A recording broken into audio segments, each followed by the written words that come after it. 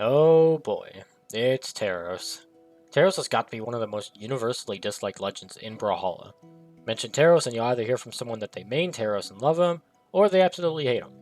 Or the third option, where you're neutral for him. That option's got to be me. I don't hate Teros, but I don't entirely like him either. He's always been a part of the lower level legends for me, on Xbox and PC. Mainly because I don't play too much Axe or Hammer, and also just because I get super pissed at him sometimes. We all have, trust me. Now you may ask yourself, why do people hate Teros? Well, some may consider his weapons to be OP or easy to play, which I can sort of agree. But another reason is his over-the-top fantastic SIGs. Accent SIG has been and is his best SIG overall. It's wide and hits hard and isn't hard to hit either. If you play against or as Teros, you'll use this SIG for sure. Side SIG can prove to be a bit slower, but it isn't too bad. Still super strong. Down SIG is another one of those get-off-me SIGs. Mirage and Onyx have similar SIGs as discussed before. Like in SIG and side SIG, it has incredible force and is worth using for dodge routes as well. Hammer and SIG, similarly to Axe and SIG, throws enemies downwards. It isn't as strong though. I would talk about downline in SIG being true, but recently that actually got removed on Teros. That's a way to nerf him too, I suppose. It's still an above average SIG in my opinion.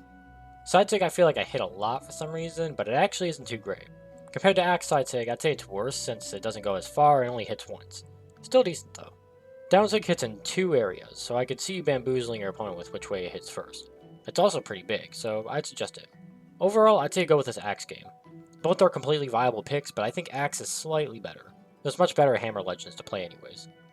Of course, with Teros being a famously played legend comes a whole lot of skins. Let's blast through them real quick.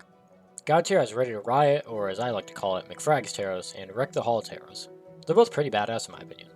These four are pretty good skins as well. Yeti Teros is the rarest skin in the game by far, which gives a pretty good tier for being rare alone. And then, oh god, here's Grugok. Grugok is the only crossover with no special SIG effects. I think he looks okay, but he isn't god tier. Sorry Grugok enjoyers, but it's the truth. I'll be hearing it on Reddit, that's for sure. These two skins are also in mid tier though. Iron Legion is simplistic, and that's why I like it. Med tier has Rift Dweller. Not that great in my opinion, but it's still okay. Although, Get Out tier has Mecha and Gatekeeper. Mecha straight up looks horrible, and Gatekeeper is super overrated. Overall nice skins though, with some bad exceptions. Tier list wise, out of SA, B, C, and D, I'd place Teros in S tier without a doubt. The dude is absolutely insane. It doesn't matter who you're fighting, you'll probably get destroyed. Saying this sort of makes it seem like I hate Teros, but not really. I can get pretty pissy with him at times, that's for sure, but the dude isn't in my top 5 or 10 least favorite legends or anything. So what makes him S tier? Well, of course, it's the SIGs, but Axe being near top tier this meta is a good reason, and Hammer being overall solid adds on to that. His stats, on the other hand, are insane. 8 attack, 3 dex, 6 defense, and 5 speed. These stats are near perfect for a heavy hitter like Teros. Honestly, any stance besides dex is fine to play, although I would suggest speed stance if you don't care about dex, and then attack stance gives you 9 attack and goes down to defense. Defense stance takes out of speed, so I wouldn't suggest that.